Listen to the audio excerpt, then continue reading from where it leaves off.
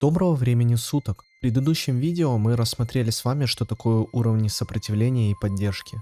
Надеюсь, вы поняли, что я рассказал и показал в первом вводном уроке. Вы узнали базу того, что нужно знать каждому трейдеру. Но это лишь малая часть обучения в этой работе. Есть множество немаловажных терминов, индикаторов, психологии и так далее. Одной из важных аспектов в обучении трейдинга является, как вы поняли по названию данного видеоролика, фазы рынка. Это будет второй урок в обучении. И я не смею вас задерживать, давайте начнем. Ричард Вайков. Отец и создатель объемного анализа. На сегодняшний день технический анализ рынков находится на пике своего развития. И все это благодаря тому, что более 50 лет назад были люди с неординарными взглядами, которые смогли сформировать свою идею. Что такое метод Вайкофа?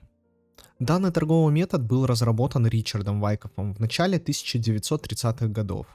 Он состоит из ряда принципов и стратегий, изначально разработанных для трейдеров и инвесторов. Вайков посвятил значительную часть своего жизненного опыта для изучения поведений на рынке, и его работа до сих пор оказывает влияние на большую часть современного технического анализа. В настоящее время метод Вайкофа применяется ко всем видам финансовых рынков, хотя изначально он был ориентирован только на акции. В период создания своей работы Вайков вдохновлялся методами торговли других успешных трейдеров. Ричард провел большое количество исследований, которые привели к созданию нескольких теорий и методов торговли. Обзор его работы включает в себя 3 фундаментальных закона, концепт композитного человека, методику анализа графиков, схемы торговли по методу Вайкофа, подход из 5 шагов. Однако сейчас мы рассмотрим фазы рынка по мнению Вайкофа. Первая фаза – это фаза накопления или аккумуляция. Композитный человек, по мнению Вайкофа, накапливает активы до того, как это начнут делать большинством трейдеров. Данная фаза обычно отмечается боковым движением. Накопление происходит постепенным образом, чтобы избежать значительного изменения цены. Актив просто движется без явного тренда.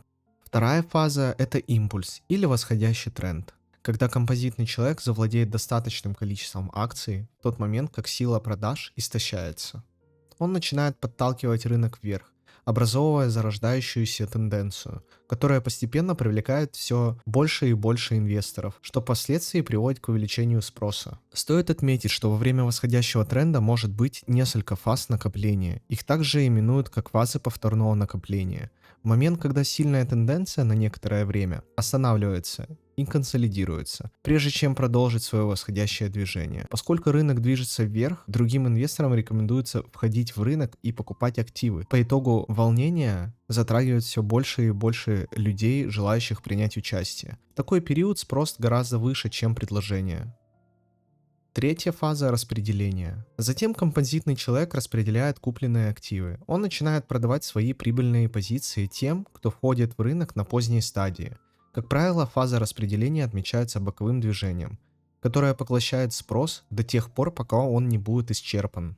И четвертая фаза – это уценка, коррекция, нисходящий тренд. Вскоре после фазы распределения рынок начинает падать. Другими словами, после того, как композитный человек завершил продажу, значительное количество своих акций, он начинает толкать рынок вниз. В конце концов, предложение становится намного больше, чем спрос, и впоследствии этого образуется нисходящий тренд. Так же, как и во время восходящего тренда, в период действия нисходящего могут происходить несколько фаз.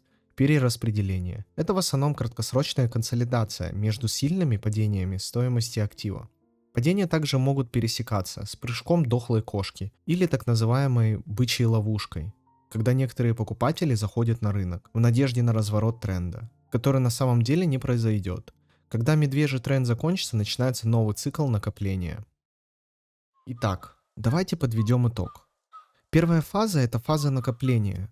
В этой фазе рынок двигается в боковом коридоре.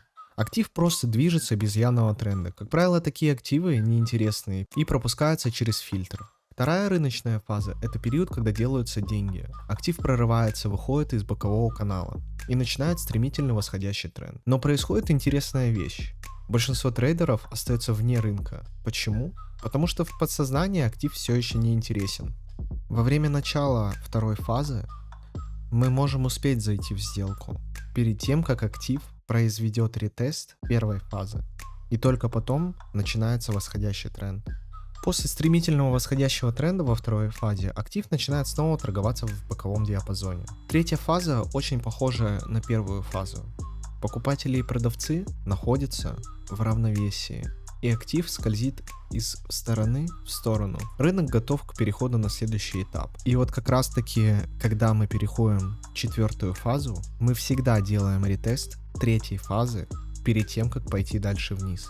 Либо, если этого не произошло, то стоит ожидать ретест в будущем. Итак, настала четвертая фаза. Это нисходящий тренд, которого так боятся те, кто пребывает в длинной позиции, запоздавшие из третьей фазы. И вы уже, наверное, догадываетесь, что их ждет. Верно.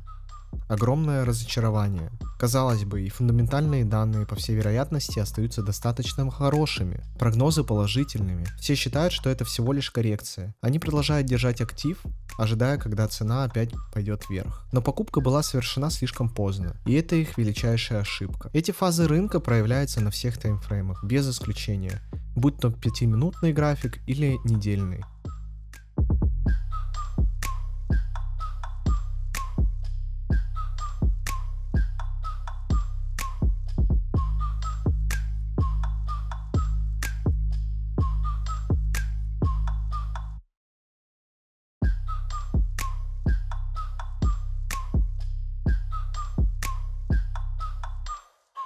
Друзья, спасибо вам большое за просмотр этого видео. Я безумно вам благодарен за то, что вы его досмотрели до конца.